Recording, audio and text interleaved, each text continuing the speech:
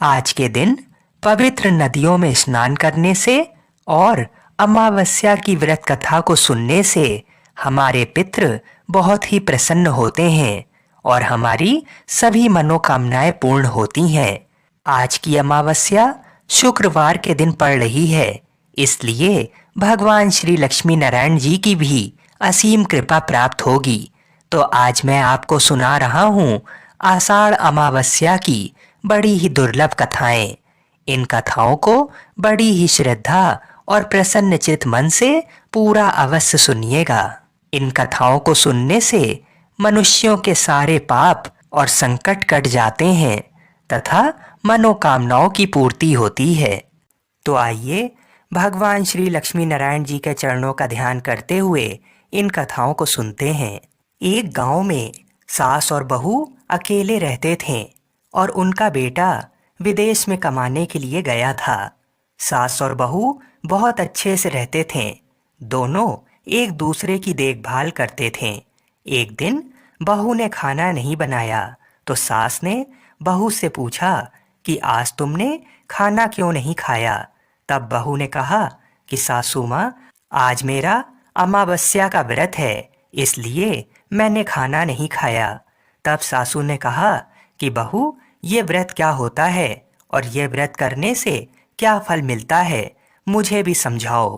तब बहू ने कहा कि सासू माँ, अमावस्या का व्रत करने से बहुत पुण्य मिलता है, घर में अन्न धन बना रहता है, सुख शांति रहती है तथा अटल सुहाग मिलता है और पुत्र प्राप्ति होती है। इस व्रत में प्रत्येक वर्ष अलग अलग खाना खाया जाता है और विष्णु भगवान जी के मंदिर में चढ़ावा चढ़ाया जाता है या फिर किसी ब्राह्मण को दान दिया जाता है।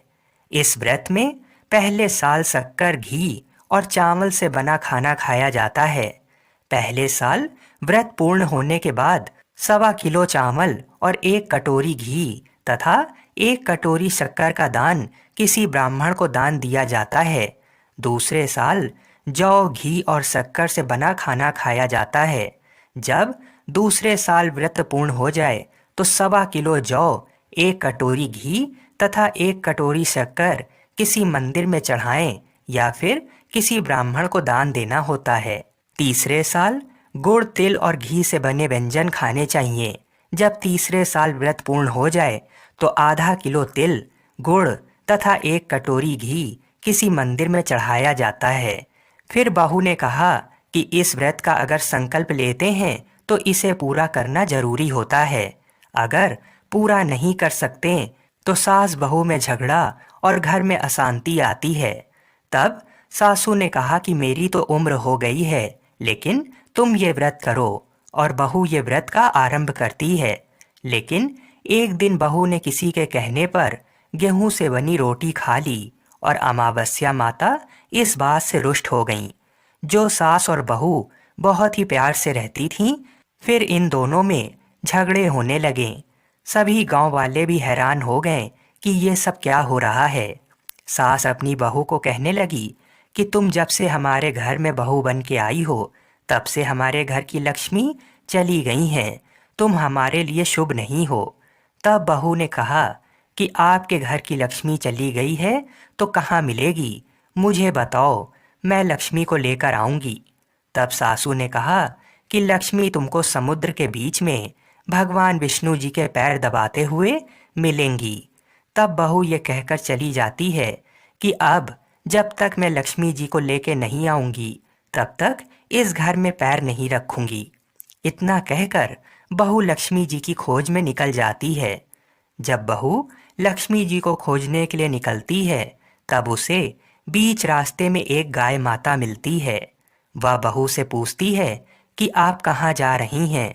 तब बहू ने कहा कि हे गाय माता, मेरी सास मुझसे कहती हैं कि मेरे आने से उनके घर में अन्न धन की कमी हो गई है और उनके घर की लक्ष्मी चली गई हैं, तो मैं लक्ष्मी जी को लेने जा रही हूँ। तब गाय माता ने कहा कि हे बेटी, अगर तुम जा ही रही हो तो भगवान से मेरे बारे में भी पूछ लेना। तब बहू बोलती है कि ठीक है गाय माता, बताओ मैं आपके बारे में क्या पूछ लूँगी। तब गाय माता बोलती हैं कि मेरा जब भी बछड़ा होता है तो वो मर जाता है, जिंदा नहीं रहता। तुम भगवान से पूछ लेना कि मेरे साथ ऐसा क्यों हो रहा है, मैंने ऐसे कौन से कर्म किए हैं। तब बहू बोली, गाय माता, मैं आपके बारे में जरूर पूछ लूंगी। ये कहकर बहू आगे बढ़ती है। अब आगे जाते ही बहू को एक घोड़ी मिलती है, जिसके गले में घट्टी बंधी हुई होती है। घोड़ी ने भी कहा कि बेटी, तुम मेरे दुख का निवारण भी भगवान से पूछ लेना।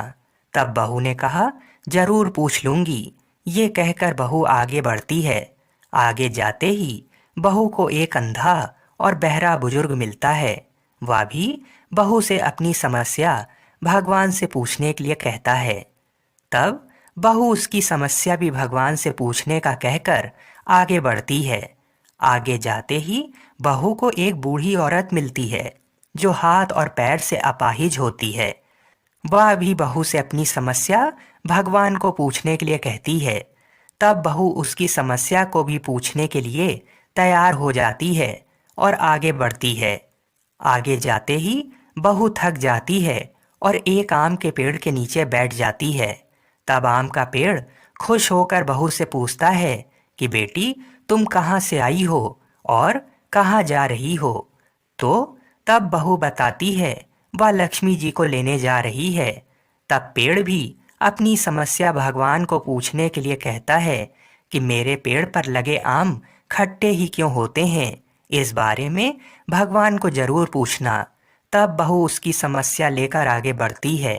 आगे जाते ही बहू को एक तलाई मिलती है। वह भी बहू को बताती है कि तुम भगवान से पूछना कि मेरी तलाई का पानी इतना मैला क्यों है, कोई भी इसे नहीं पीता है। तब बहू कहती है, आपकी भी समस्या मैं जरूर पूछ लूंगी। ऐसा कहकर वह आगे बढ़ जाती है। बहुत दिन जंगल में चलते चलते बहू थक जाती है।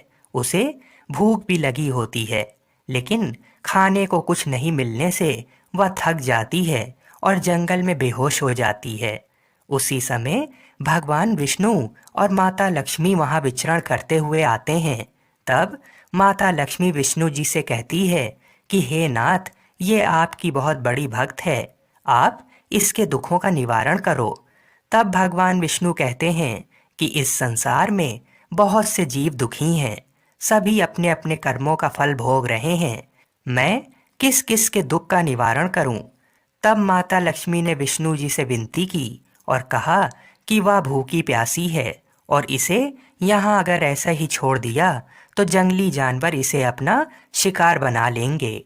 माता लक्ष्मी की बात सुनकर भगवान विष्णु एक साधु का वेश धारण करते हैं और बहू के पास जाते हैं और बहू को होश में लाते हैं। बहू के होश में आते ही साधु वेश में भगवान उससे पूछते हैं कि वह यहाँ क्यों आई है और कहाँ जा रही है। तब बहू पूरी बात बताती है। उसकी बात सुनकर भगवान विष्णु और माता लक्ष्मी प्रकट होते हैं। उनके साथ अमावस्या माता भी प्रकट होती हैं। बहू उनके चरणों में गिरकर वंदन करती है। अमावस्या माता बहू को कहती हैं कि बेटी, तूने मेरे व्रत को खंडित किया है, इसी की सजा मिली है तुम्हें, लेकिन अब मैं तुम्हें माफ करती हूँ और तुम घर जाओ। तुम्हारा घर अन्न धन से संपन्न होगा, तुम्हारा घर सुंदर महल में बदल जाएगा और तुम्हारी सभी मनोकामनाएं पूर्ण होंगी। ये सब होने के पश्चात बहू भगवान से कहती है, मुझे रास्ते में जो जो मिला उन सभी के दुखों का निवारण करने के लिए मैं आपसे विनती करती हूँ। तब भगवान विष्णु बोलते हैं कि गाय ने कभी अपना दूध किसी को नहीं पिलाया, उस वजह से उसके बछड़े जिंदा नहीं रहते। तुम उसका दूध पी लेना, जिससे उसके बछड़े जिंदा रहने लगेंगे। फिर भगवान कहते हैं कि घोड़ी पिछले जन्म में आटा पीसने वाली महिला थी। वह किसी को आटा पीस के नहीं देती थी, इसलिए उसके गले में चक्की के पाट बंधे हुए हैं। तुम उसके पाट खोल देना, वह बिल्कुल ठीक हो जाएगी।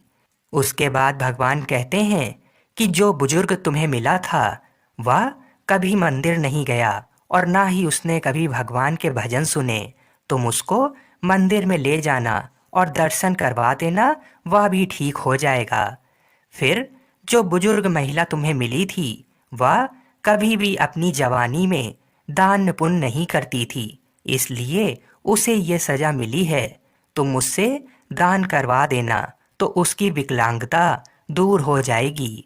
फिर जो आम का पेड़ मिला था, उस आम के पेड़ ने कभी भी किसी बच्चे को अपने आम खाने नहीं दिए, इसलिए उसके सभी आम खट्टे होते हैं।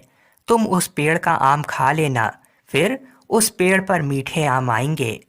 तलाई का पानी पिछले जन्म में देवरानी जेठानी थी, वह हमेशा झगड़ती रहती थी, इसलिए उसका पानी मैला है। तुम उसका पानी पी लेना, वह तलाई शुद्ध हो जाएगी। बहू ने भगवान विष्णु, माता लक्ष्मी और अमावस्या माता को नमन करके घर जाने के लिए निकलती है और रास्ते में उसे जो जो मिला उन सभी की समस्या भगवान के कहे अनुसार दूर करती है। सभी उसे आशीर्वाद देते हैं। घर जाते ही उसका घर एक सुंदर महल में परिवर्तित हो जाता है तथा घर में अन्न धन भरा मिलता है। अब बहू सासू से कहती है कि सासू माँ, आपने सच में कहा था कि आपके लिए मैं शुभ नहीं हूँ। मेरे जाने से ही आपके घर में लक्ष्मी आई हैं। अब आप यहाँ रहें, मैं मरने जा रही हूँ। तब सासू ने कहा कि बेटी, ये सब तुम्हारी अमावस्या व्रत का फल हमें मिला है, तुम यहाँ पर ही रहो, कहीं नहीं जाओगी। और सास बहू खुशी खुशी रहने लगे। एक दिन उसका बेटा भी विदेश से लौट आया और घर में ये सब देखा। तब उसकी माँ ने ये सब बातें उसे बताईं। इस तरह वह लोग खुशी खुशी रहने लगे। बोलिए श्री शंकर पार्वती भगवान की जय। बोलिए श्री लक्ष्मी नारायण भगवान की जय। बोलिए अमावस्या माता की जय।